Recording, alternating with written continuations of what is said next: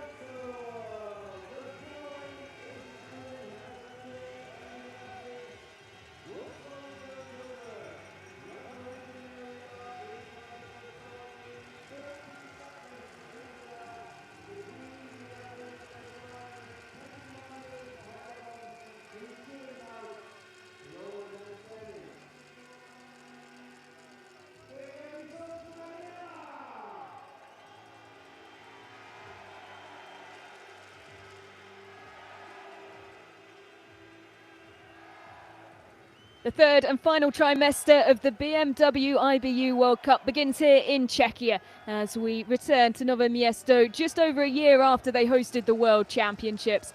Always a brilliant atmosphere here at the Vysočina Arena, and the home crowd arrived boosted by historic silver in the mixed relay at the World Championships in Lenzerheide, hoping to see results replicated here on home snow. There's a quick look at the course. 3 laps of 3.3 kilometres, 2 shooting stages, and one big change today, Scott Dixon. It's not you. It is that due to high temperatures here in Nove Mesto and expected difficult course conditions, the competition jury for the men's sprint have decided to start the competition in the alternative start group system that we're seeing for the very first time this season. Yeah, it certainly adds an interesting dynamic. With air temperatures as high as 5 degrees now, it's come down a significant amount from this afternoon, where it was as high as 14 degrees. So I understand why the decision was made, but it certainly is going to mix up the order a little bit, and we're going to see a lot of fast times early on. We are indeed. So, of course, we had this new start group system brought in at the start of the season. You can see now the new start lists that have been released this afternoon. If you have any left over from last night, you can screw them up, throw them out. This is the start list for today.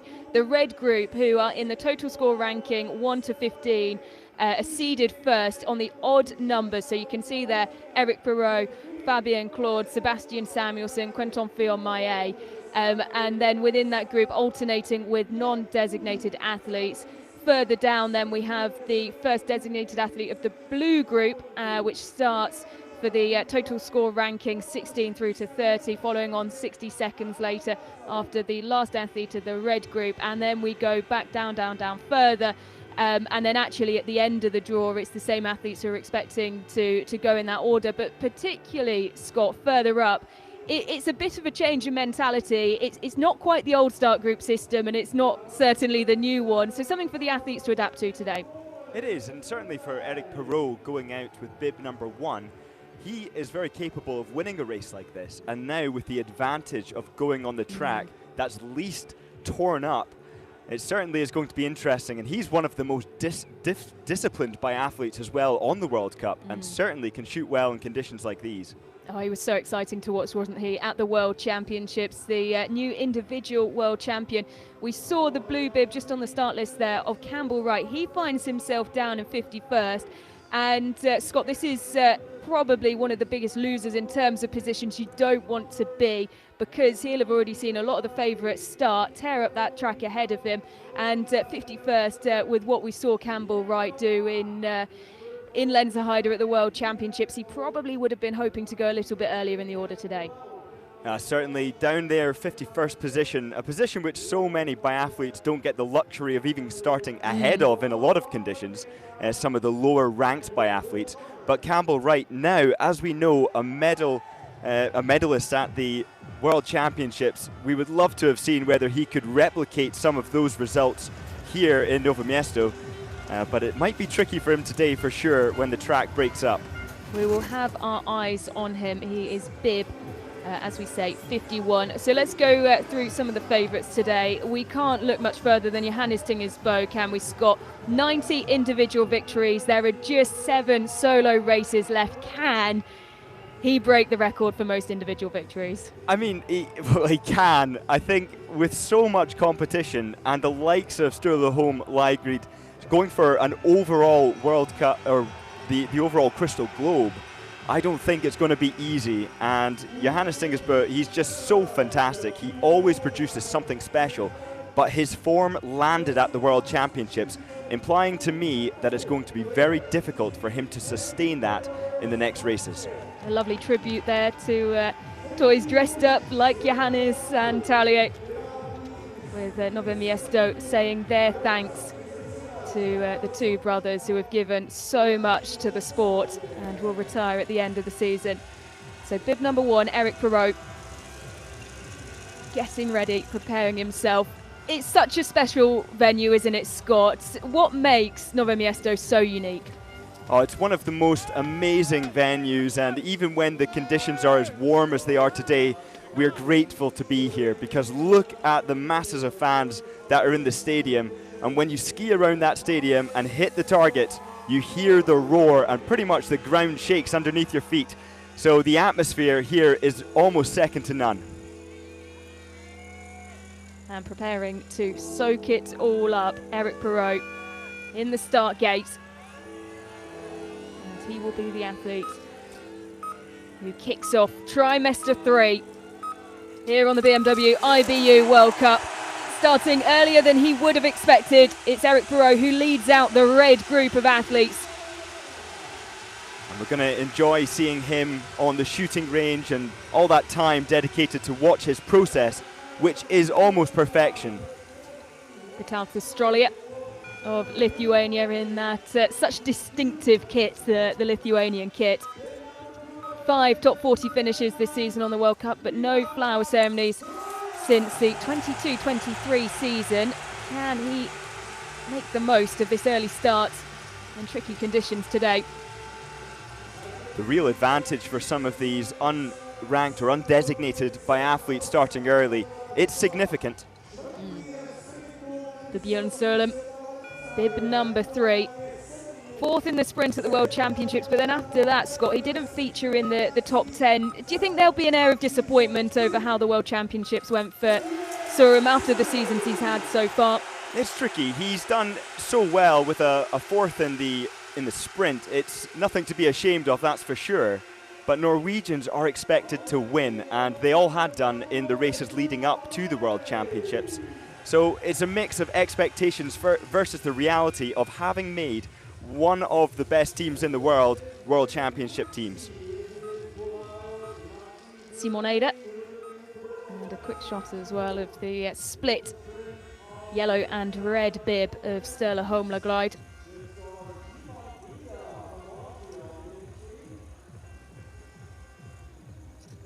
We're getting our first shots of the course outside of the stadium. Scott, what do you make of the underfoot conditions?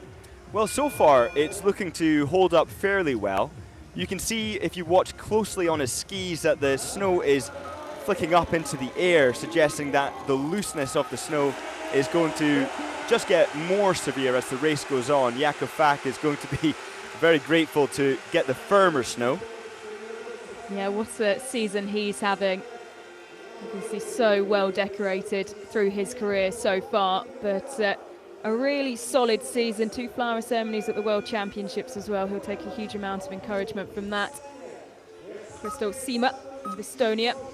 His personal best was actually set here last year at the World Championships, finishing 14th in the individual.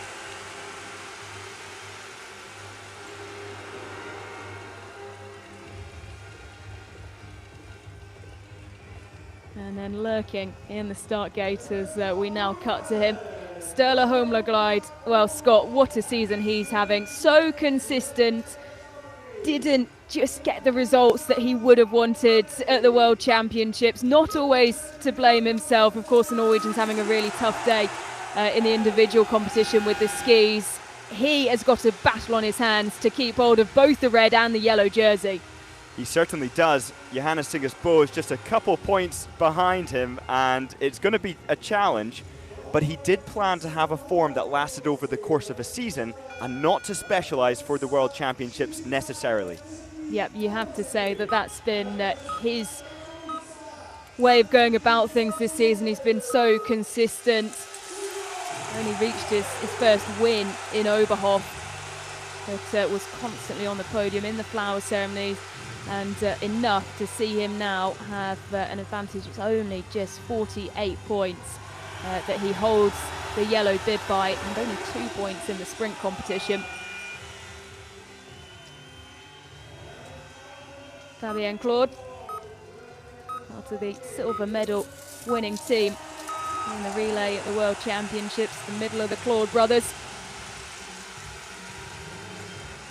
And he's been there or thereabouts on the French team for quite some time now, and with some fantastic results up near the top, two silver medals or second positions, he's still yet to have that victory. Vladimir Ilyev of Bulgaria knows this course very well. His best result on the World Cup circuit was here back in the 16-17 season, finishing 5th in the sprint. As Sturla Holmlaglide approaches 0.8 of a kilometre. This lens, this view here, just foreshortening the hill, making it look fairly easy. But I can absolutely assure you that although Lagride is making this look easy as well, it is brutally steep, this section of track. Well, such a benefit to the athletes to have the fans in their number packed out as they come out the tunnel and approach the climb. Sebastian Samuelsson, well, Scott, what have you made of his season? He had the highs, the podiums at the start of the season, but since then, he just hasn't had really the breakthroughs he would have wanted on the skis. No, it's been a shame for Sebastian Samuelsson. Quite often he's able to start a season with particularly good form. He's able to usually peak and come to form for World Championship events. But unfortunately, it hasn't been so this year. So maybe he's a third trimester peaker this year. Well, he'll hope to be, as the fans making a huge amount of noise as Klitschmar, Olympic silver medalist in the sprint in the 2018 Winter Games, makes his way out of the start gate. Home favourite with a favourable start position today. Quentin Fillmaillet, it's a World Championships he had 2 solo bronze medals in the sprint and individual, 2nd in the relay, 1st in the single mixed. There was glimmers that he could go on to do something that he did at the World Championships. After Christmas, he came into such good form. Did you expect him to perform that well? Oh, I don't know. It's always hard to say with Quentin Fillmaillet. Certainly in the likes of the single mixed relay, he is able to perform, but has the benefit of a fantastic French women's team as well to support him. But I think he's capable of so much more, as we saw at the Olympics with those 2 individual medals in Beijing. Gold medals, I should say. They didn't make the mixed relay team. And then the controversy later on in the week was that this man was left out of the relay team, Emilien Jacquelin. Well, Scott, he's an athlete that you love to watch. He just needs to find that consistency in the range, doesn't he? He's so interesting. He brings a psychological aspect to racing. He likes to play mind games. He's fun. He's unpredictable. And on the range, sometimes he can be quite erratic, particularly in the stand. Jesper Nylén, part of 4 medal-winning relay teams on the World Cup this season, but no individual podiums, and his first top 10 of the season coming in the mass start in Lenzerheide. And he's been a big part of the Swedish team for so long now, and he's hoping to get up there, stay up there with an ever more competitive Swedish team. So the first athlete into shooting 1, bib number 1, Eric Perrault. I love how relaxed Eric Perrault is. He always takes his time, shoots with fantastic consistency between each shot. 2.1 seconds to get the second shot down, but 1.7 or 8 seconds thereafter. And he does have a miss next to his name and will be off around the penalty loop as we see Johannes Tingersbo, bib number 17 today, world champion, start his race. Jan Gunka of Poland.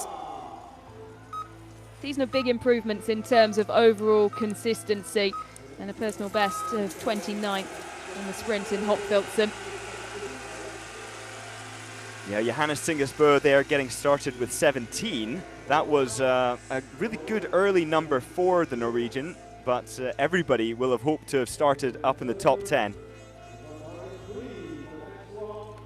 Here's one of the athletes who started in the top 5. Bib number 3, Bjorn Sørlem, coming in 6.2 seconds down. He certainly knows how to shoot. The first round goes down for the Norwegian, right in the middle. But then a big miss to the low left of the target. So far, 2 of the top names have missed 1 target. We haven't seen too much of the range so far in the early stages, I'm sure, as the race progresses and we see plenty more athletes coming through the range that will get a few more shots. It didn't look like there was too much wind movement though. The red flag's just fluttering slightly, but 2 misses.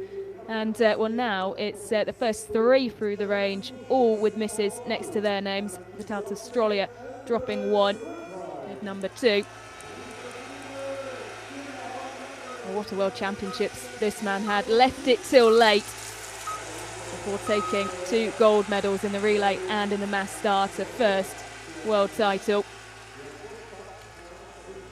Jakob Falk actually entered the shooting range 23.3 seconds off Eric Perrault's time, so he's skiing very much off the pace, but so far so good in terms of shooting, managing to get 4 out of 5, but missing the last shot.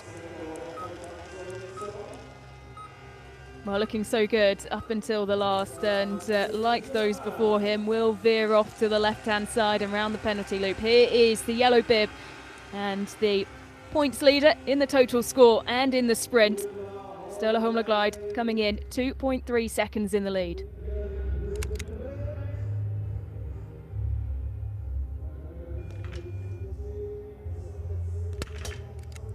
The first shot is low left on the target.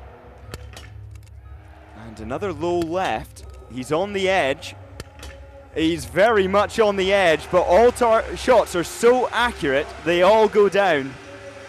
Well, just having to sneak a couple of them in, but he does go clean, and he's the first athlete to do so. Christos Sima of Estonia as well, going clean through shooting 1. So the fastest shooter and fastest skier, Lagride, is really setting off with the right intention here in this trimester 3. Fabien Claude and Simon Eder coming into the range around the same time. It will be the Austrian who drops down into the prone position first.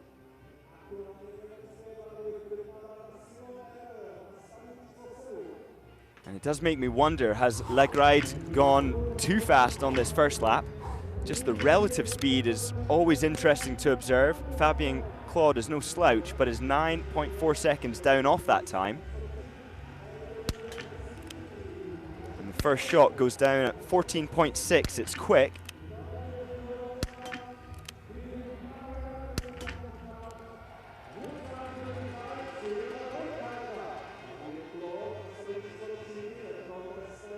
Like the majority of those who have come before him though. One miss, once around the penalty loop. And it doesn't look like windy conditions out there. It seems as though perhaps the absence of wind is causing some trouble. Yep, you can see there we just got a quick flash of the wind flags, the red flags, and there wasn't too much movement at all. Noise increases as Sebastian Samuelsson comes in for his first shoot. And he's skiing very well. He knows how to handle pressure. He's been in some pretty significant moments back in 2018 at the Olympic Games. Lovely, accurate shooting right down the middle. And the 5 targets go down with ease. Superb from Sebastian Samuelsson. And this is a great start for the Swede. He'll take a look to the side. It will be just 2 seconds separating him from our early leader, Sturla Holmlaglide. So now he's obviously got great legs, he's got a great start, and he's going to be hunting down the Norwegian. He'll receive that information on the track as well, his time's behind. Karl Kretschmar of Czechia coming in 20.6 seconds behind the Norwegian. And with the pressure of shooting, with the mighty roar from the crowd behind him as Quentin Fillon-Maillet settles down. Oh, what a shame. It was very quick. It was very quick, wasn't it, Scott? And you had a feeling that at some point it potentially was just going to be a little too quick. He comes away with a miss, as does Quentin Fillon-Maillet. Yeah, he was skiing quickly though, look at that, 1.3 seconds behind the time of Ellard, but does have a penalty loop to add to his distance. Yeah, that 150 meters is a real consequence now. You can expect, with the wind conditions being quite settled, that we're going to have a lot of 10 out of 10 hits today. But what is key is plenty of big names missing in their first visit to the range. Fillon-Maillet, one of them, Perrault, Claude, Fabien Claude of France, Fat, Kretschmar, the home favourite, all with small ones next to their name. Promising some excitement. Emilien Jacquelin, always stable in the prone shooting, with really beautiful timing between every shot except for the last, with a 2.3 second time distance between the 4th and 5th shot. But look at that, it's a 2.6 second lead for Emilien Jacquelin, pretty much just owing to his cadence and his speed coming through the range. He came in 0.4 of a second behind our Norwegian leader, and is our new leader coming out of shooting 1.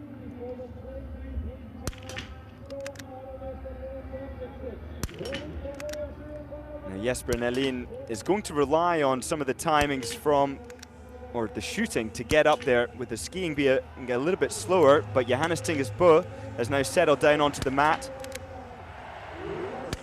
Jesper Nelin coming out of shooting clean and in 4th. Well, look at that, 2 misses from Johannes Tingesbø. That is not a good start for the Norwegian, especially when we are having the conversation about whether he can maintain his leading streak and potentially beat some records. Well, he came in incredibly quick. Look at the green markers there. 11.3 seconds was his lead coming in to shooting 1. And now he'll have to ski off 2 penalty loops in an extra 300 metres. Well, he has to be perfect now, Scott. There's no doubt about it. And that's just if he's to be in with a chance for podium. As here's Eric Perrault for the second time. And it's 9 out of 10 for Perot. Oh, beautiful shooting as always for Perot in the stand, but take a look at this. Perot and Johannes Tingesbø are going to exit the shooting range at a very similar time, meaning that Perot and Johannes can work together to some degree here on this last lap for Perot, second for Johannes. Johannes Tingesbø down in 12th. As you can see there, Eric Perot is the first to come through shooting 2 and out of it, 9 out of 10. Here's the elder of the Bow brothers, Talier, who's making a quick start here.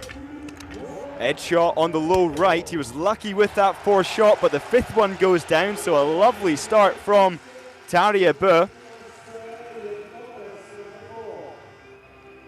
Coming in just 4.2 seconds down, leaving in 4th, 6.6 seconds behind the time of Emilien Jacquelin. And now Jacquelin, he's going to know how good he's doing, but with that information, will he be able to hold it together in the stand as Vebjørn Sørum settles for his stand shooting? 1 miss in the prone, already setting him back somewhat. Wow, lovely shooting there from Sørum. It was very quick in 21.8 seconds. He goes 9 for 10 as well. Great start for Stromsheim, who's 5 for 5 and away. And Stromsheim skiing just a little bit slower than Johannes Tingesbø, but actually managing to hit the targets. So now a significant lead for the Norwegian. A very strong start and a statement of intent from the new mass start world champion. And you can see on that climb out of the range, Scott, it's a brilliant shot there in the light of just how messy it's already getting on that climb. Yeah, Johannes Tingesbø making the right decision to go fast early while the conditions are good. Tommaso Giacomel of Italy now 15.4 seconds back, but that's off Bø's time. He's only 2 seconds off Perot's time of France. Stella Holmgard in for the stand. And his first miss.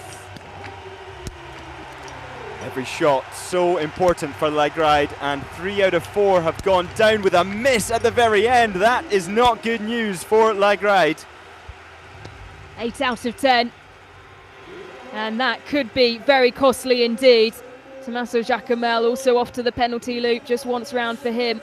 And a bit of a tangle entering the loop there. Everybody trying to figure out who's going to go and take the lead, but those are precious seconds that Lagride cannot afford to miss out on at this point.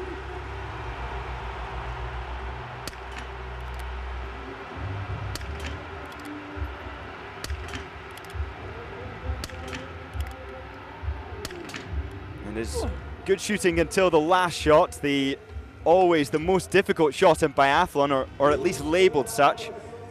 But for Lombardo, he's going to go around that penalty loop, and we'll see Lagride coming off it with some serious urgency. He can't afford to lose any more time. He drops in to 3rd with 2 misses and a 15-second deficit on Eric Perot, who is still leading coming out of shooting 2. Just 1 clean shooter of the 6 athletes to have come through this point. Here's Simon Eder looking to make it 7.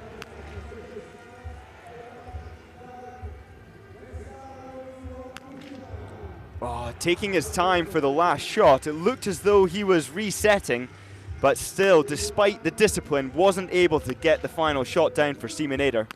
2 misses now for Fabien Claude.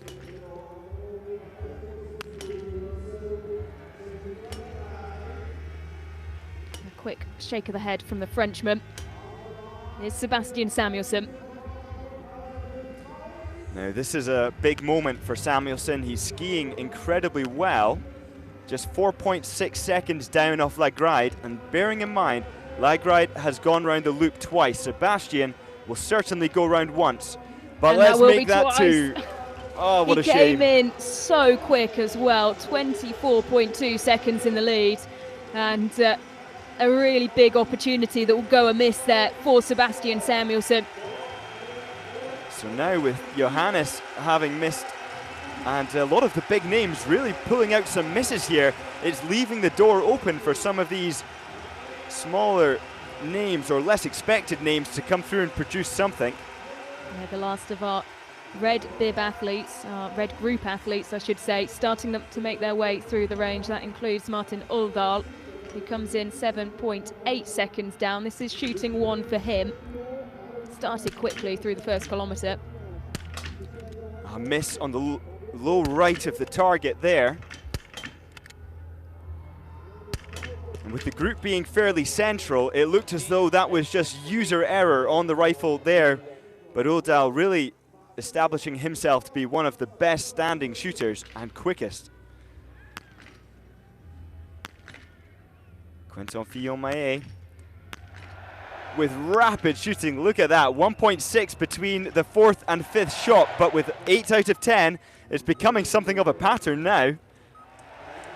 Well, he needs the quick shooting and he needs quick skiing. He came in 8.9 seconds in the lead. He'll have a penalty loop to ski off. And Jacquelin, he's done well to come into shoot number 2 with the fastest time ahead of Lagright's time. Only 1 sprint win, and that was in Contilate at the start of the season. And you can see the advantage he has flown into the second shoot by. Oh, a little bit of an issue with the recocking, but wow, Emilien Jacquelin, he's got all 10, and isn't that great to see? Well, that could be a second career sprint win secured. It's certainly looking very good to be so. 28.9 seconds he leads, and that is huge for Emilien Jacquelin. Well, Scott, he was left out of the relay team. He had such a disappointing World Championships. Well, on the other hand, it was Eric Perrault who really shone. Eric Perrault, such a fantastic and reliable shooter. We saw that with his individual amazing gold, and then look at that today. With 1 mistake, it's still going to be a good time for the Frenchman. He's the first over the line as we go back to Jesper Nylén. And he's shooting in a very controlled manner, 3.1 seconds separating the second and third, and it's 10 out of 10 for Jesper Nylén, and this really could be a great day for the Swede, especially with so many mistakes from all those big names. He'll become just the fourth athlete to leave shooting 2 with a perfect record in the range. And 1 man looking to correct 2 misses is Johannes Tingersbo, who needs something special here. Just incredible. That is just incredible. It's only 1.2 seconds between shots. That's just 1 deep breath and then on to the next target, ready to go. When he shoots like that, Scott, it is something that is going to be so missed from the sport because it is just mesmerising. Yeah, he's really paved the way for the likes of Ellard of Norway, who's now coming in and changing it up even more. Sometimes getting shots down in less than 8 seconds, which is crazy in stand. Philip Horn starts with 1 miss in the prone position. Johannes Tingersbo's gone into second, leaving shooting 2. Here's his older brother. Oh dear, that's not good, and it might be that he saw what happened with Johannes Tingersbo from across the way behind the range and was inspired, but putting speed ahead of accuracy, it's not a good day for Tarjei Bø.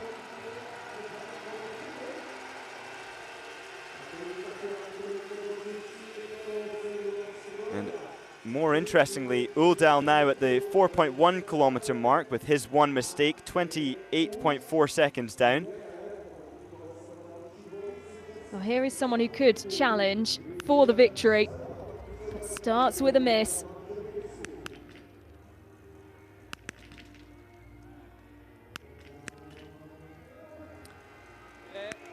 Yeah, 4 out of 5 there, 9 out of 10. It's still going to be very good for Endre Stromsheim.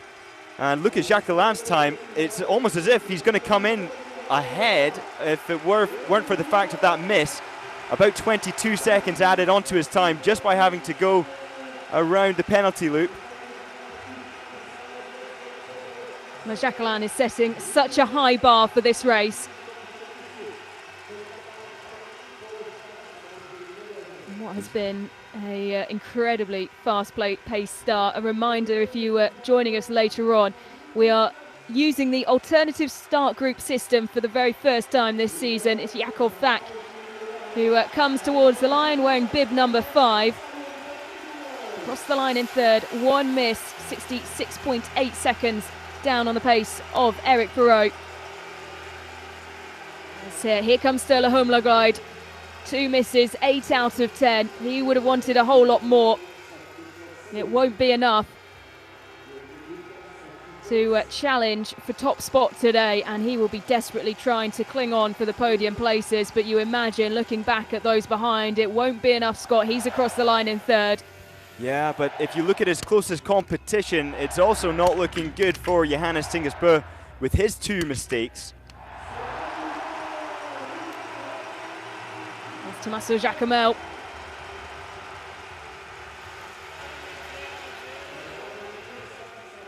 And you can really feel the energy from the crowd here, and the cheering is so loud that they have to psychologically prepare for what that's going to feel like. Tommaso Giacomel perhaps not going to be receiving a huge amount of that applause and cheering relative to the Czechian biathletes. Wow, look how deep the snow is getting now. Really having to battle their way through it. Fabien Claude, also an 8 out of 10 athlete in the range today. So many shooting 8 out of 10, and the wind conditions not being so bad. I think that there's the component of shooting at night time, which does add a different dynamic, the light entering your eye from various different unusual angles relative to the sun. Philip Navrat. Fabien Claude comes across the line in 4th. And 2 misses for the German. Really putting you out of contention now for some of those unable to match the likes of Johannes Tingesbø on ski speed. Every single miss having such consequence, and Sebastian Samuelsson paying the price for 2 misses in stand. It all started so well today for Sebastian Samuelsson. Plenty would have thought that the early order would have helped him. But 2 misses in the standing position, and he finds himself in second, but 23 seconds off the pace of Eric Perrault, who is still holding on to top spot. Well, with 3 of my favourites, including this man, getting 8 out of 10, it's still possible for Samuelsson, with his great skiing, to do something special. He's ahead of Quentin Fillon-Maillet at the 7.5 kilometre mark. It will just be a nervous wait, and something we're not so used to seeing this season. 14 of our athletes across the line, as here comes Quentin Fillon-Maillet. Skiing incredibly well. Look at that, across, managed to ski off almost the penalty loops. He's found himself in second. But here is Emilien Jacquelin with an advantage at 9.1 kilometres of 23.6. It will be a huge advantage for the Frenchman as he crosses the line. Will it be enough for the second sprint win of his career? He has certainly bounced back from all the questions that were asked of him around the World Championships. Well, it was just incredible shooting from the amazing performance from Jacquelin there. So unexpected, I have to say, to get the targets down in stand with those pressure conditions, but I think it's just going to be Jacquelin's day. I can't see any other names that are capable, but wouldn't that be a surprise if somebody was able to pose the Frenchman from now? Well, Simon Fourcade said that he wanted a response from the Frenchman. He was left out of the relay team after being such a successful anchor. 4 out of 4 this season France had won, with Emilien Jacquelin on the last leg. Left out.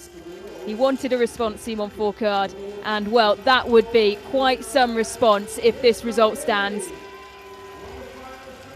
Here's Jesper Nælin, also clean on the day. 10 out of 10, into third though, 32.8 seconds off the pace. And well, once again, Scott, testament to just how well Jacqueline has skied today. Here is Johannes Tingersbo. What has he been able to find on the skis to fight back from 2 dropped on the first visit to the range? It's second for now, 20.9 seconds down. Wow, just getting in ahead of Perrault despite that 1 extra miss. Skiing phenomenally well. And that's with the track crumbling ever so slightly between the 2 starters. Only 16 places between them from starting, but yet still we've seen how much how much slower the snow is getting, so it all matters. Well, it will become just 6 individual races to try and beat Bjorn Dahlem's record now. It's getting tighter and tighter. He'll have to be perfect from here on in if he's to take the record and not just match it. And well, you can see contrasting emotions there on the faces of the Frenchmen, although we can't quite see that. Only now does Quentin Fillon rise his head.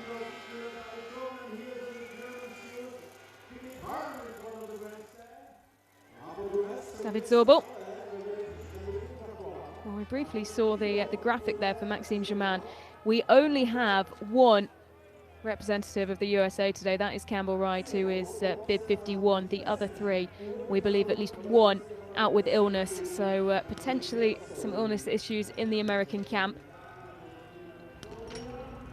At this stage in the season, it's not unheard of, but Campbell Wright now settling down in prone at the top right of your screen. And Wright having just had the most phenomenal World Championships.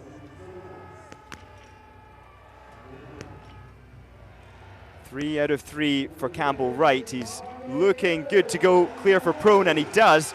Wonderful shooting there from Wright. Superb shooting. Endre Stromsheim. 9 out of 10. And battling to find a place on the podium, and it won't be today. A shake of the head.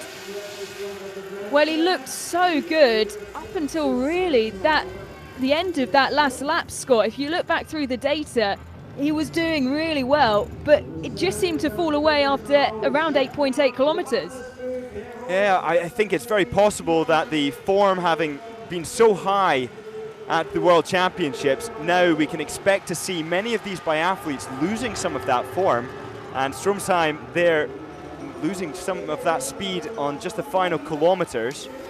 Yeah, really dropping. He was holding second at 7.5 and then dropping down to 6th and coming across the line in the end in 4th. But Jacquemel actually fighting for a podium now. And riding the wave of a brilliant performance at the World Championships to take a maiden world medal. Tommaso Jacquemel might have done enough for another podium here today. He's in second, 9 out of 10, 19.8 seconds down of Emilien Jacquelin. Just managing to get in ahead of Johannes Tingersbo by 0.1 seconds. The more athletes that can get in ahead of Johannes Tingersbo, the better for Ellard, as the points, the further down the order they are, the difference between the 2 Norwegians being less, and Johannes Tingersbo really climbing up the order there with that 3rd place so far. Here is Vítězslav Hornig of Czechia, clean in the prone position. This would be a big moment and receive a big roar if he can get the targets down in front of his home crowd.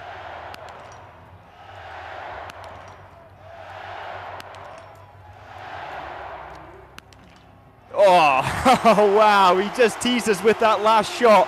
A little bit of a delay, and yet despite it, he was able to get 10 out of 10. Excellent.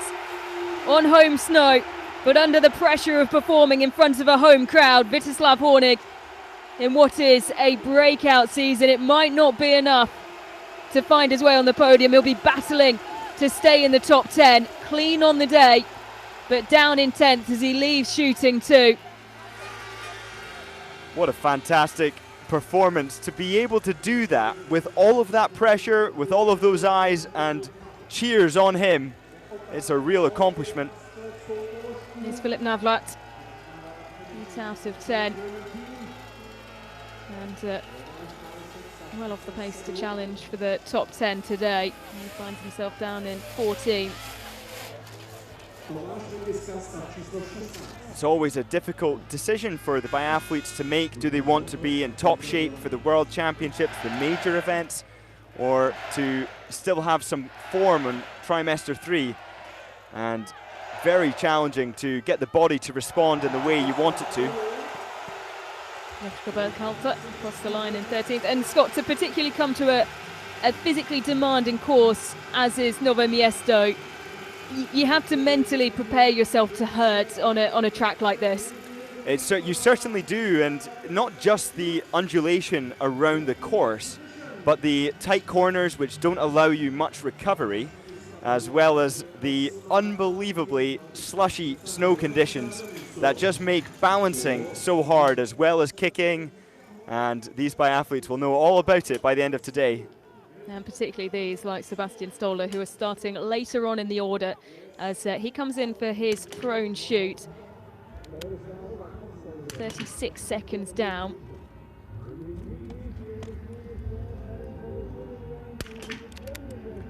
.6 seconds for Stalder to get the first shot.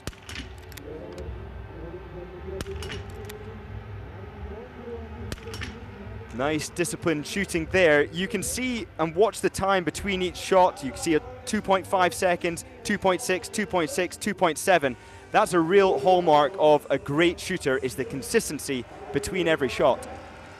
Martin Uldal trying to push into the top 10, not quite enough. 11th as things stand, 8 out of 10, and 65 seconds behind the time of Emilien Jacquelin, whose time still stands as the fastest on the day, with now 28 athletes across the line. We had 3 DNSs, and the 23 minutes 13, or yes, 13.3 of Emilien Jacquelin, the fastest so far.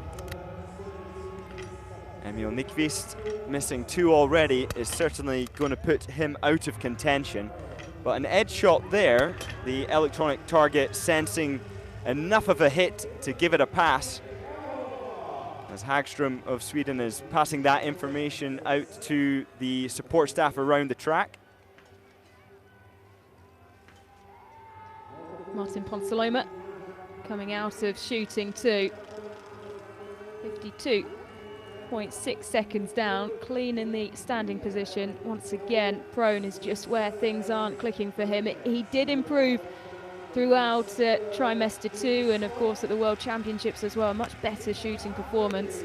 Someone who delivered some excellent performances to take home 2 medals was just Estrello.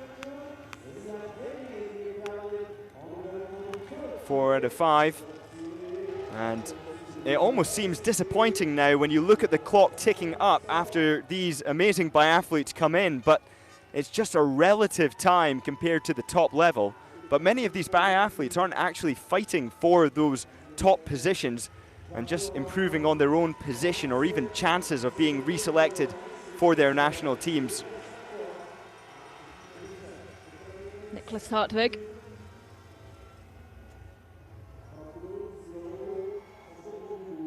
Talk about the physical demands of the World Championships, someone who of course would have been under a huge amount of emotional demands as well, competing in an arena that is so well known to him. Bouncing back superbly though, look at that, 10 out of 10 for Niklas Hartvig.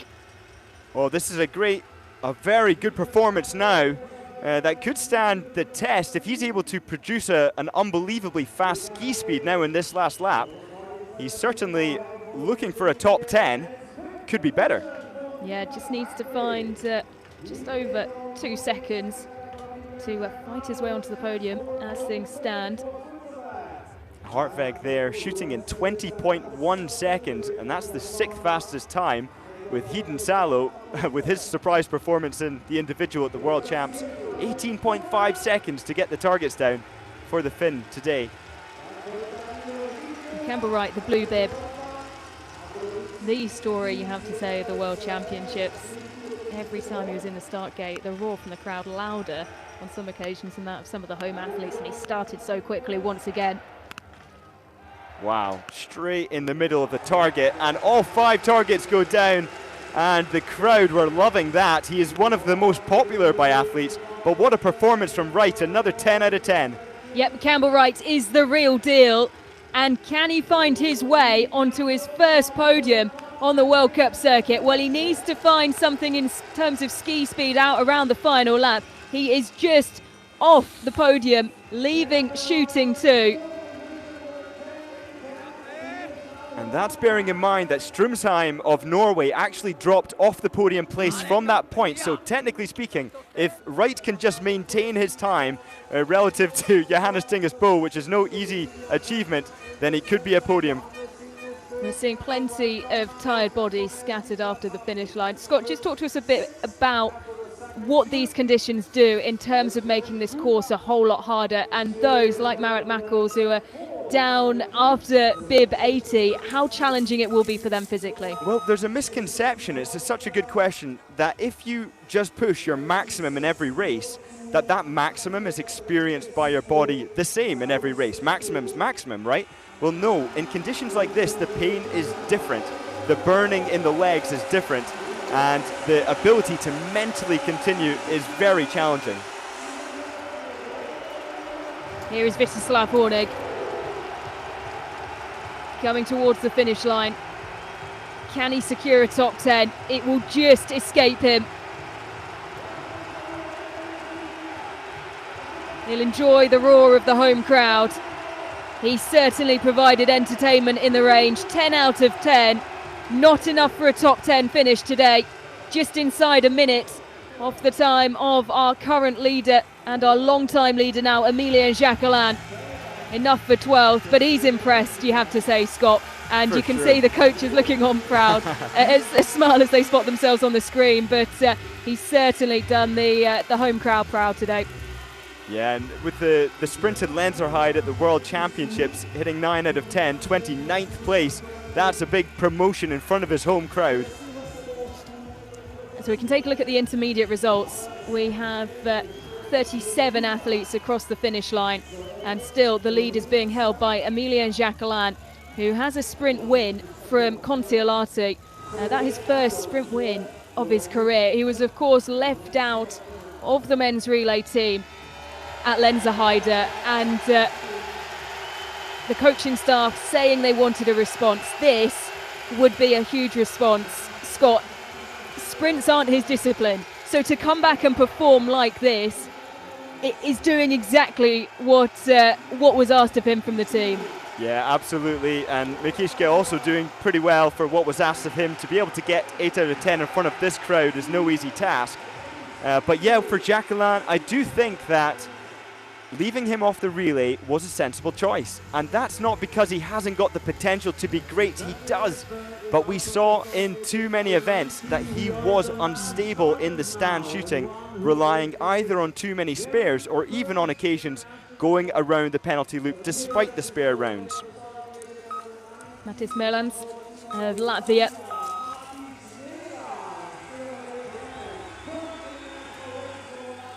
So these bibs were expecting to start in this order, these athletes.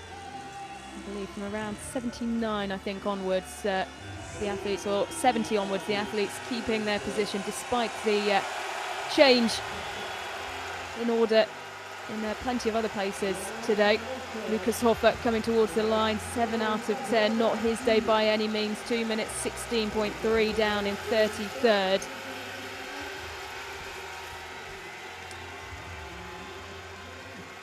Lucas Hoffer hasn't had his best season, there's no doubt about that, and his skis are off straight away, almost wanting to escape this the spotlight as quickly as possible. Can Martin Ponsaloma find a top 10 finish? Such a struggle this season has been for him. Things starting to click and move in the right direction, particularly in terms of shooting. He still needs to find that prone accuracy that he's been missing, but clean in the stand and just outside the top 10 in 11th and inside a minute at the time of Emilien Jacquelin. And you have to say, Scott, as well, starting bib 45, so plenty of challenges in terms of the course conditions when he started his race, as for Niklas Hartweg here. Yeah, Hartweg doing extremely well, and he'll be searching for the parts of the track that have managed to maintain condition. Like this part, for example, you can see the effect of the salting of the track, just creating a firm surface upon which to ski. Well, you mentioned the salting there. Of course, there'll be a lot of attention given to the track after this evening as well, before the women's race tomorrow. What kind of things go on to make sure that it's as good a condition as they can get it for the athletes? Well, yeah, so the salting has unfortunately a byproduct effect of melting the snow quicker, and it's also using harsh chemicals. But Campbell Wright now passing over the track quite comfortably. Look at the aggression. That you can see those ahead of him, and the names start to roll by, as do the positions, fighting for a podium as he left shooting 2. And as with a huge number of the athletes, particularly those later on, Scott, it just seems that the course isn't favouring them at all. Those outside of the top 10 really struggling to find themselves in the podium positions, or to fight back if they're looking good after shooting 2.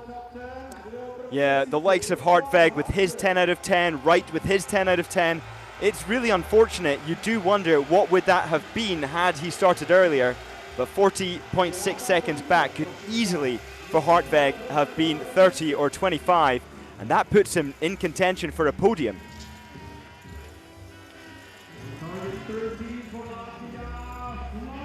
Campbell Wright, he would be fighting for a podium for sure, but still with just an amazing aggressive ski speed. He's been getting better and better every single year. Struggled with illness for a little bit of last season, really had to take some time to reset, find his groove again. He did at the end of last season. Started well this season, there was a slight dip, but then what a performance at the World Championships. He carries the blue bib. He is the standout athlete from an under-23 perspective, and how exciting is that to think that he is still an under-23, and there are plenty more years to come. Very strong performance in the range today, perfect in the range. Challenging conditions out on the skis, 38.7 seconds behind the time of Jacqueline, and he'll be hoping he can cling on to a top 10. Yeah, quickly becoming one of the most popular biathletes, but he's from a family of sports pros, his brother winning a New Zealand road race in the 8th of February, and is racing this week in Slovenia. Now here's someone we missed at the World Championships, Otto Invinius, missing out because of illness. He said he had some anxieties about coming back to the World Cup circuit after being so ill after Antholz, but he was welcomed back in with open arms. And 9 out of 10, missing the last shot. It's unfortunate there for Otto Invinius, but it's sometimes when you aren't sure about racing, or perhaps the dynamic is that you weren't expecting to race or get drafted for a relay last minute, it can sometimes lessen the expectations on you to perform, which can make it easier to get the targets down. I'm sure in terms of the accuracy in the range, he'll be and the team will be very happy with that performance. 9 out of 10 on his return to the World Cup. So disappointed to miss out at the World Championships. He'll find himself down in 39th. Remember, we're looking for the top 60 as well, who will qualify for the pursuit.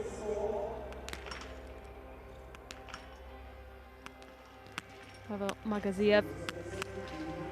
Another with the potential to get 10 today, but just missing the third shot, meaning that's not going to come true.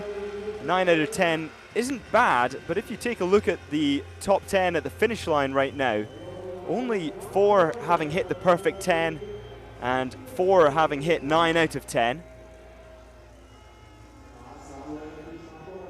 With Johannes Tingesbø and Quentin Fillon-Maillet both missing 2, therefore 8 out of 10.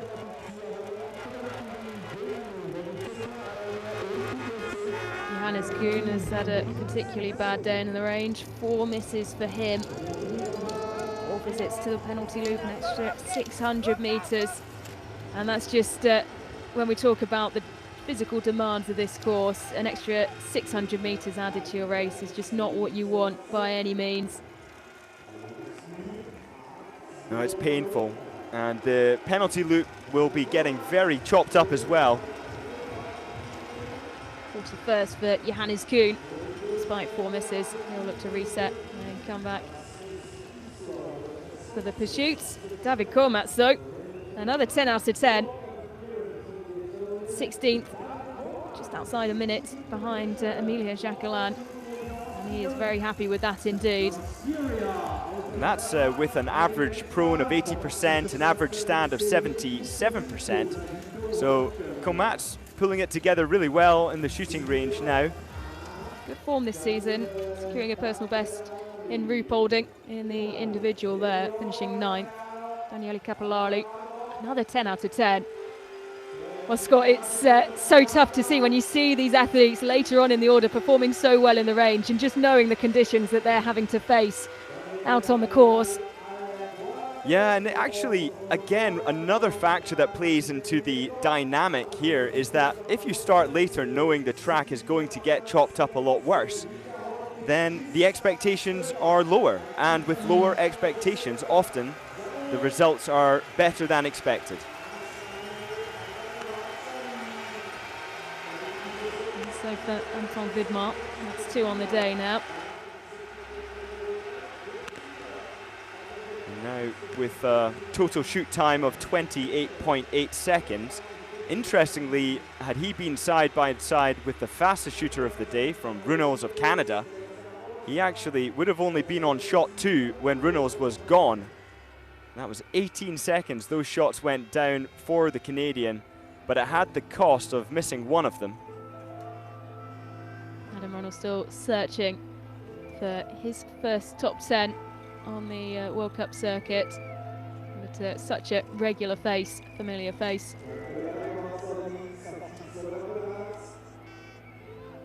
Anton Widmar out of shooting 2 in 52nd.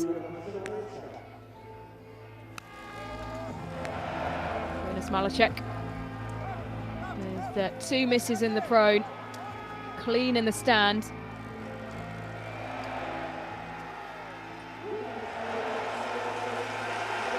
Part of the silver medal mixed relay winning team at the World Championships. He has, though, secured a place in the pursuits for the weekend.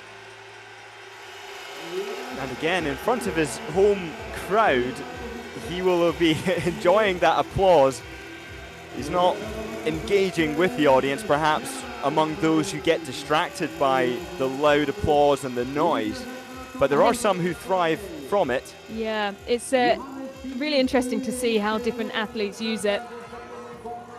Particularly the likes of that man, Tommaso Giacomelli, who finds himself in great form. You have to look at the likes of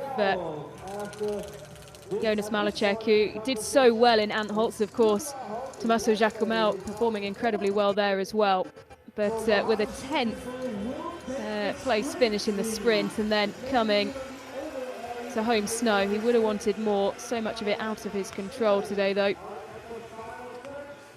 And Giacomelli managing to come in just 19.8 seconds off the lead. Had he not done that penalty loop, it looks like it would have been a victory ahead of Jacquelin of France. And of course, it's easy to say ifs and buts and maybes and shoulds and woulds and coulds, but at the end of the day, Giacomelli did miss one target.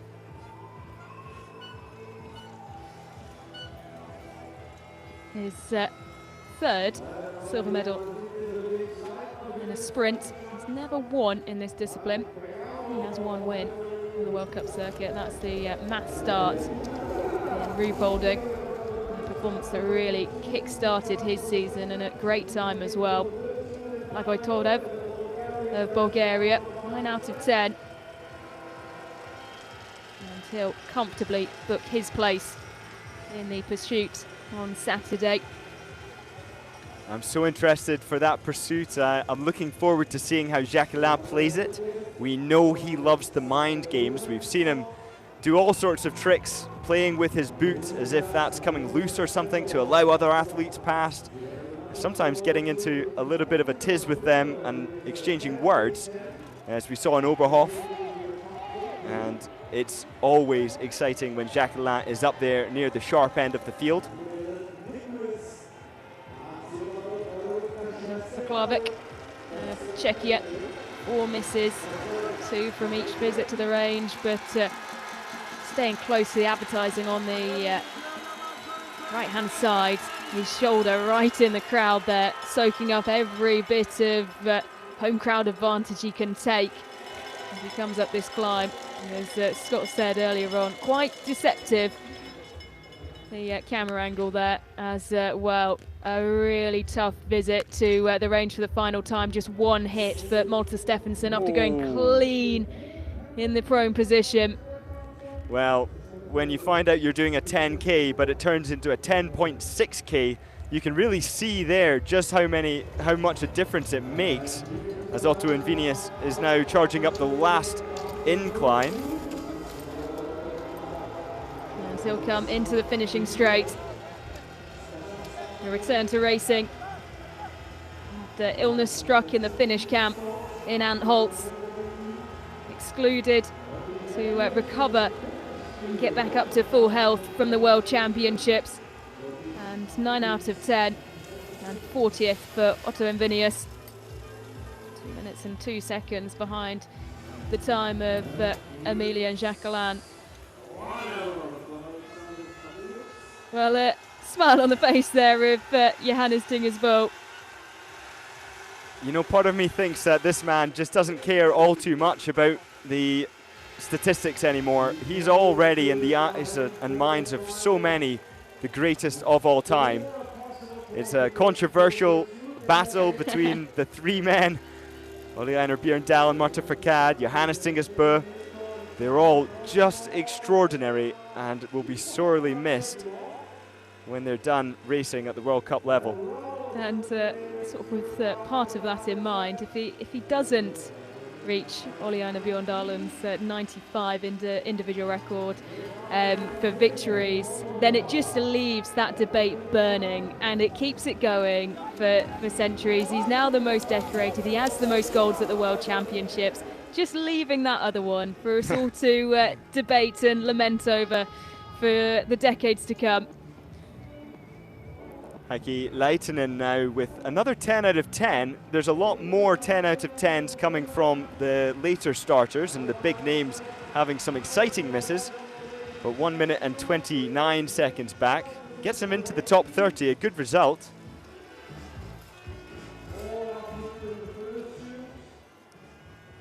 Looks lonely out in the forest, as Antonin Wiedmar is now trying to contend with this horrible snow. But it's such an exciting track here with the lighting through the forest. It makes it such an enjoyable visual spectacle as well as the physical spectacle, of course. The first time we've had evening races since Kontiolahti earlier on in the season.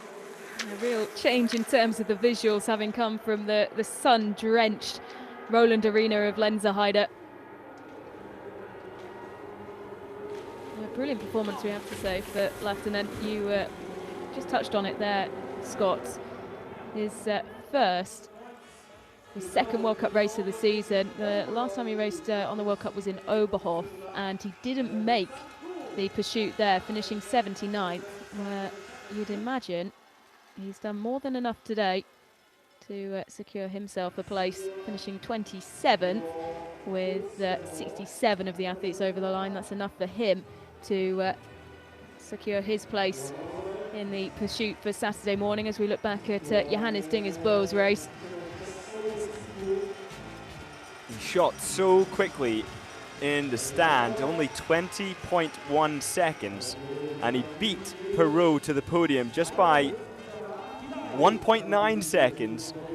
And interestingly, Perrault is all the way with 22-second shoot. So actually the difference between the 2 men all coming from that stand shoot, and the speed that this man got 5 targets down was quite extraordinary. Eric Perrault with 1 fewer penalty loops as well. It's it's always so mesmerising to watch when Johannes Tingersbo does that. He's done it on a number of occasions this season when he's coming from positions where he maybe hasn't done as well as he would have wanted in the first shoot. Of course, I think back to Ruhpolding, where he was completely out of the battle for anything there. His worst ever finish on the World Cup, but those 5 shots went down so perfectly, and the crowd, of course, always so loud in Ruhpolding, just so entertained by it. And it seems like he really just draws so much from giving the crowd performances like that. Yeah, and it's that sort of performance nature that allows them to motivate themselves to do the hardest training throughout summers, though Johannes Tingersbo often criticised for being a little bit lazy in the summer. I just don't buy that at all. You cannot be as good as he is and be criticised as being lazy.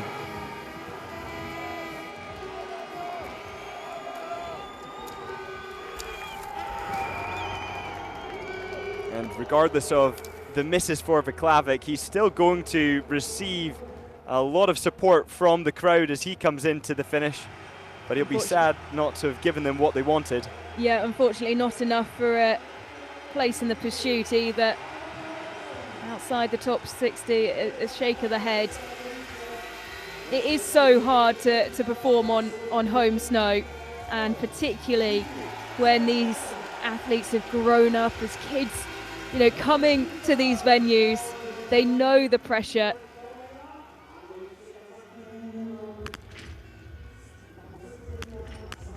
Dixon of Kazakhstan starting with 2 misses after going clean in the prone.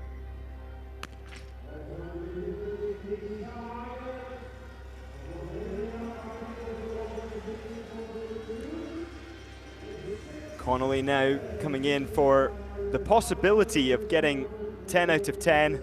Wouldn't that be a nice way to conclude proceedings?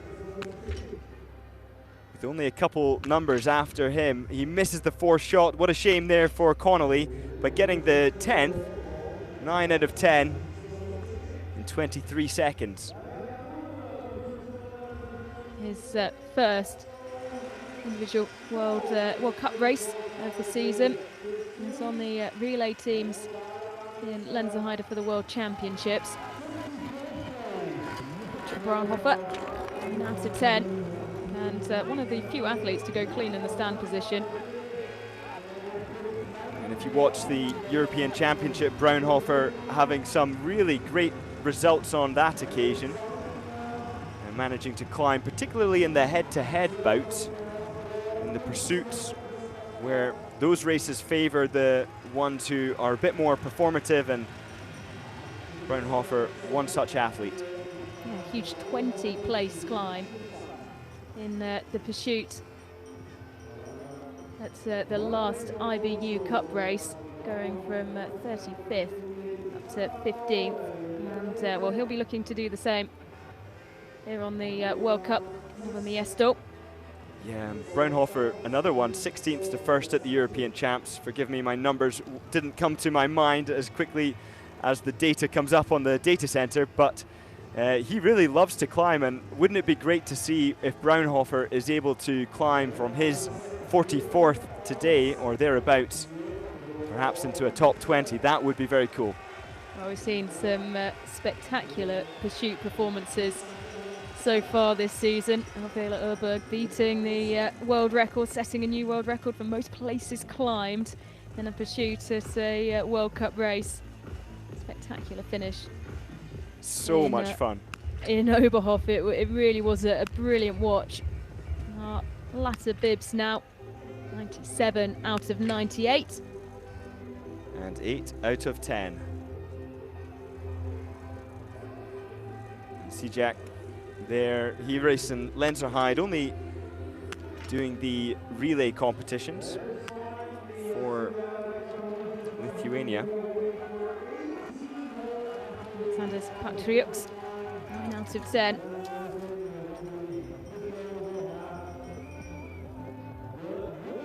Big final push to try and ensure he finishes in the top 60. It should be enough.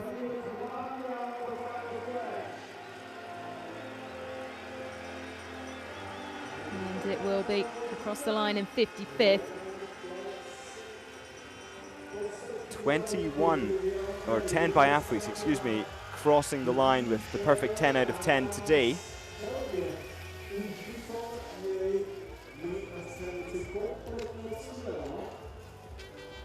And the overall course time is really interesting to take a look at, where Johannes Tingesbø had the fastest lap 1 and lap 2, but 4th on lap 3.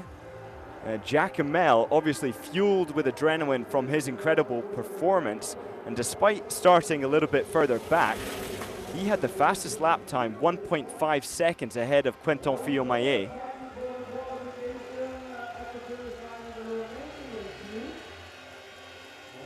Ollie Heiden-Salo pushed further out of the pursuit places. 4 misses on the day.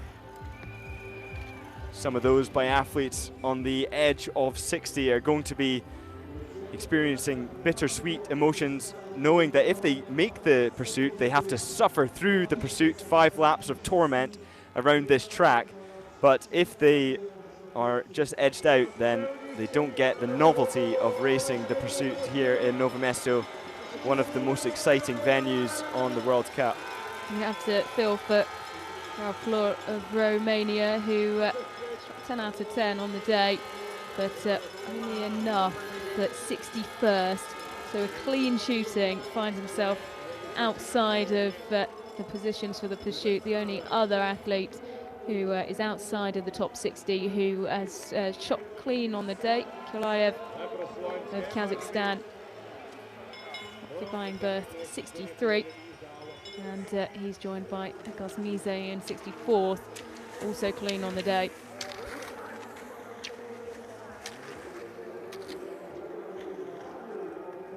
You can hear the skis scraping over the ice, and the places where the salting has taken most effect.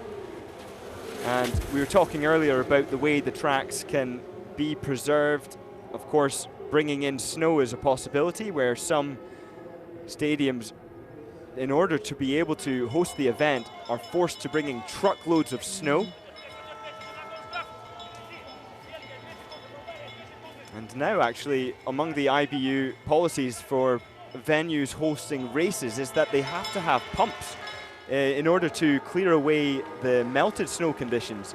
So sometimes there is so much water that pools around the stadium area, or indeed in any part of the track, and not having the ability to pump that snow away leaves the race organizers in the predicament of not being able to host a race sometimes. Our final bib out on the course, bib 98. Logan Pletz of Canada. Never finished in the points of a World Cup race. And personal best, 55th from the pursuit in Hochfilzen. Tislar of Estonia, he would have had the thrill of hitting all 5 targets when all the attention is on him now at the back end of the race. And the crowd very often loving to support these later biathletes in the shooting range for the fun and thrill of screaming in unison as the targets go down. Well, always incredible support for those who are having to battle with the conditions later on, and particularly today. Such warm temperatures through the course of the day. The start groups adjusted because of that. And Zachary Connolly trying to find a way into the pursuit places. Well, he's bang on 60th with 1 miss. He needs to keep pushing and driving. And now this is exciting for the Canadian. He's going to be tired, and it does look like in parts of the track it hasn't become as crumbled as we might have expected. Zashev of Bulgaria, 2 misses. He'll be well outside the time required for the pursuit, though.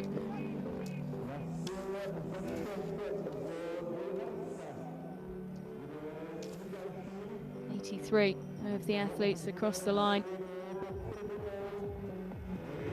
Just waiting on our final 11 through. The time to 60th place, being 2 minutes 45 seconds at this point. It means that Connolly, he really is contending to be right up there. It's going to be so close, and he's going to have to find something special now. Well, with all the initial drama at the front end of the race, with the red group of starters pushed up to the front, we had to wait a little bit for some drama, but here is Zachary Connolly, who is pushing to find his way into the pursuit. His personal best in the pursuit. That was on home snow in Canmore. Will it be enough? He's coming towards the line and looking for position number 60. It's 59 for Zachary Connolly, who will book his place in the pursuit on Saturday. He takes a brief look up on the screen and we'll be able to see that he, for now, has done enough. We will keep our eyes on the later bibs, but certainly looking immediately further back to 9.1 kilometres. There's no one who's challenging him at this point, and even if so, he doesn't have much, but he has a 1 place gap. And you can see, Scott, if you look back, he really rallied. There was clearly someone feeding him some information that he had an opportunity to get into the pursuit, because that last kilometre, he was certainly pushing it. Yeah, and Sijak, I mean, he can get also into the top 60. So far at the 7.5 kilometre mark, he's, well, I am being slightly optimistic, but 24 seconds back. It's not impossible. It's unlikely, but it's not impossible. Yeah, you can see him just dropping further down there, and it is such a challenge. We've seen even with some of the earlier starters, Stromsheim, a perfect example, just the wheels coming off after 9.1 kilometres. It's proving to be a really testing last kilometre for the athletes, regardless of where they started and what number bibs they're wearing.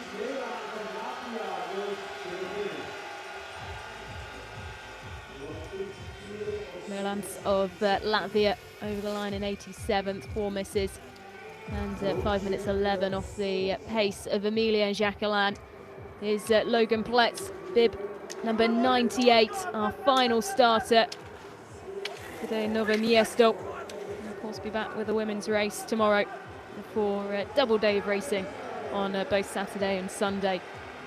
Starting with our pursuits to kick off the weekend.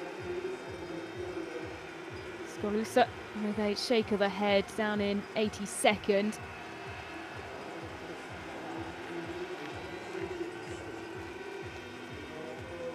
The weather getting a little bit cooler now at 3.2 degrees, and that means that if it was just a little closer to 0 or below, then the track does sometimes stand the chance of getting a little bit faster, but certainly not today. Still in a situation of melt.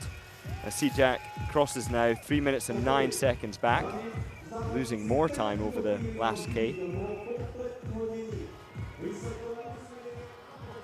Logan Pletz also will fall outside of the top 60.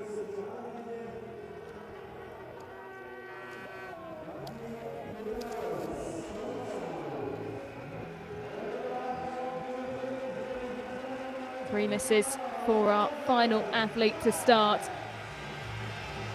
And in turn as well, he'll be our last athlete to finish.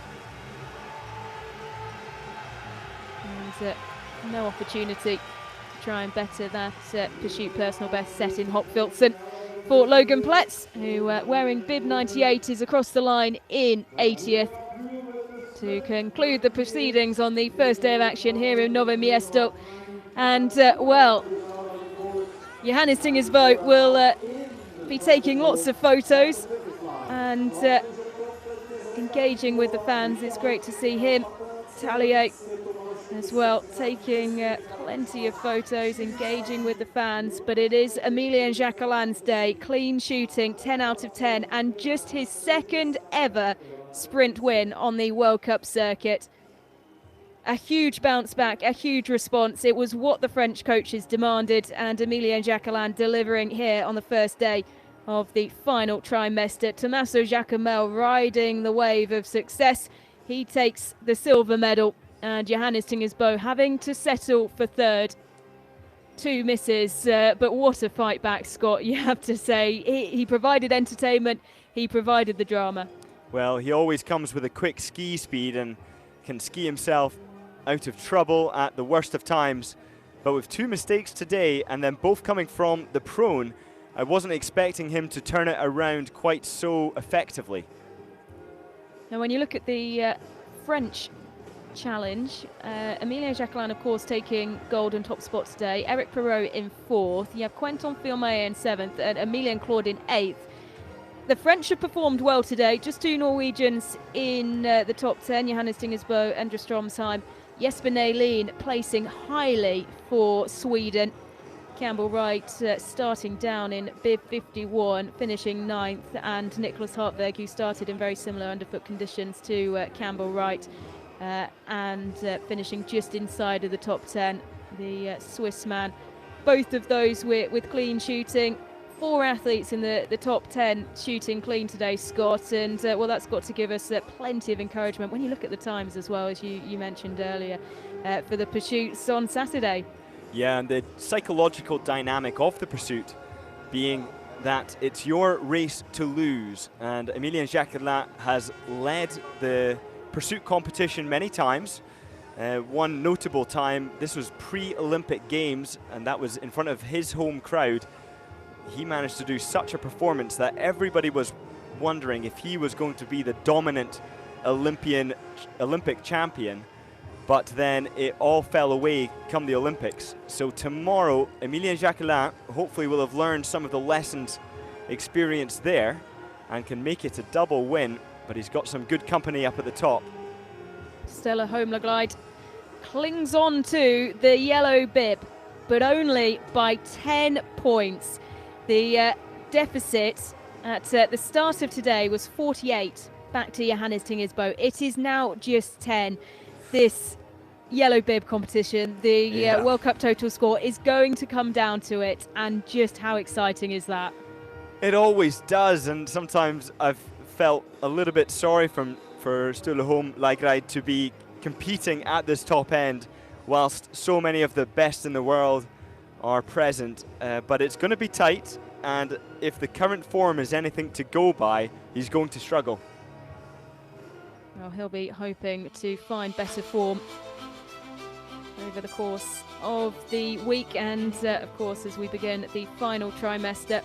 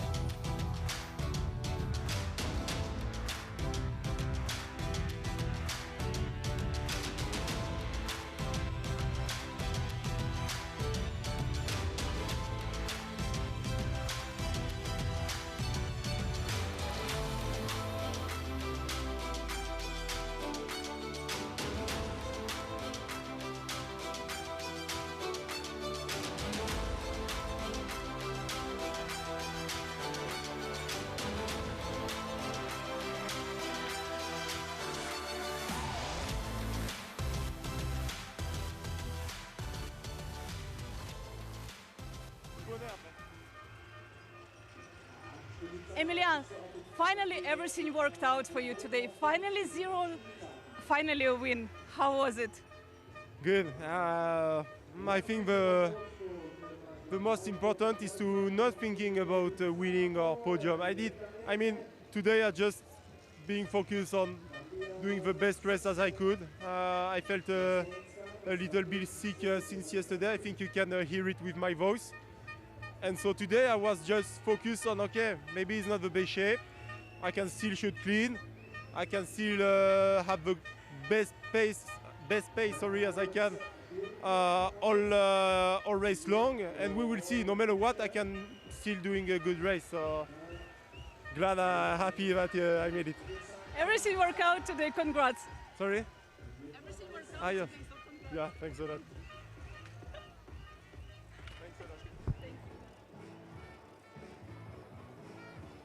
Well, Scott, we can take a look at the men's World Cup sprint score, but while that's up on the screen, it just seems like there was an air of relief, despite potentially a bit of a cold around Emilia Jacquelin.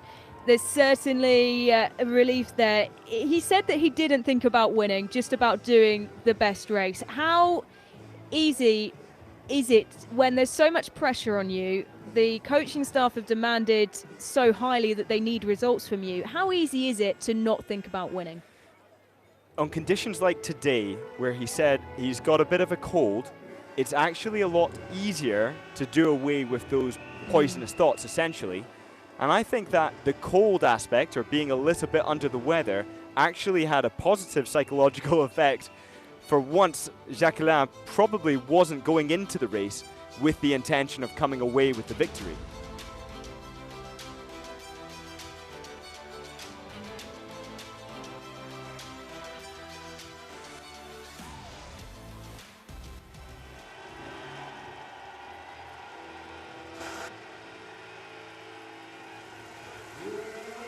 Well, for just the second time in his World Cup career, Emilia Jacquelin leading out the flower ceremony for a sprint race. Just his second sprint win. The first came right at the start of the season in Contiolati, and with so much being demanded of him from the French coaching staff after really struggling at the World Championships, he is back and showing exactly what he can do despite a little bit of illness. Plenty of love being shown around the stadium for Johannes Tingersbøl, who will be the first to be welcomed up onto the podium.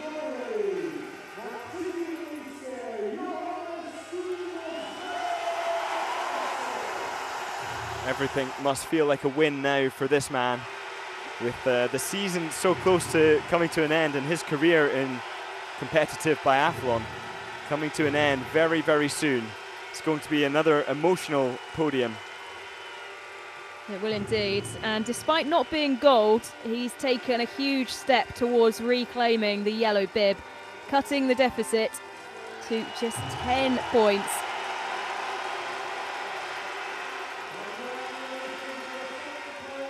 So loved here. You can see all the Norwegian flags in the crowd. Well, he is just back to full confidence. Tommaso Giacomel, after such a challenging start to the season, plenty of reflection on his social media. And, well, Scott, he is such an exciting prospect for the future, and particularly when you think about the Italians hosting the Olympics next year. Yeah, his results are just getting better and better, and he certainly knows how to shoot, but produced something extra special today with an average shooting of 81%, and 86 of that being carried by the prone, and then down 77 in the stand. Giacomel really pulled it all together for this trimester 3.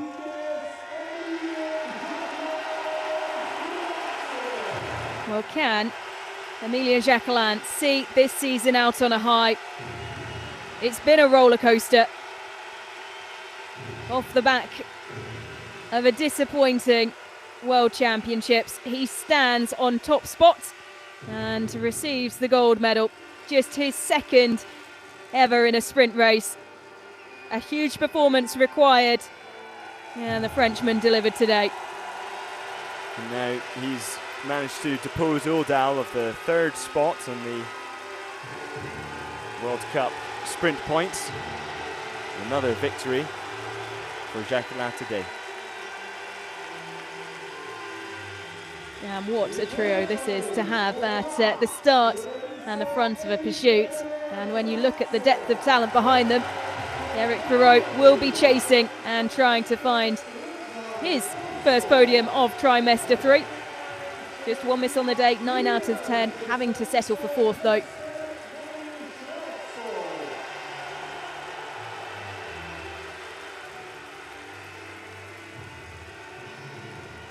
And Nellin, he's going to be delighted with that 6th place today.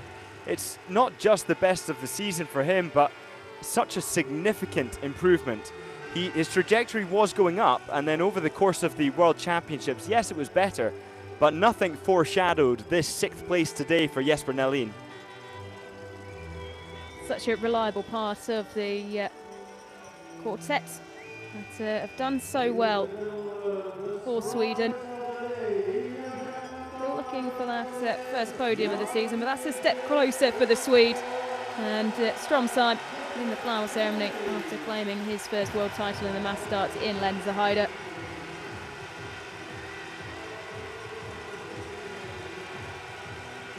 Just an amazing to see Jacques Ellard at the top of the podium again. Such a deserving biathlete, always promising so much excitement. And now back at the top. I hope that he is well enough to race tomorrow if the sickness that he has doesn't get worse. Well, he will have a day of rest. The men come back in the pursuit on Saturday.